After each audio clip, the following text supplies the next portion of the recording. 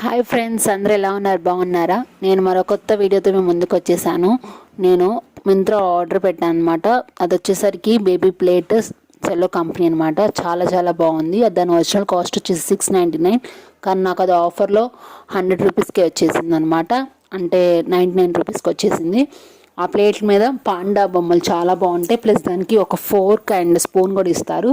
మా అమ్మాయికి మాత్రం ఆ ప్లేట్ చాలా నచ్చింది. ఫుడ్ అయితే దాంట్లోనే తింటుంది అసలు అయితే. మీకు కనుక మా వీడియో నచ్చినట్లయితే please like, share and subscribe.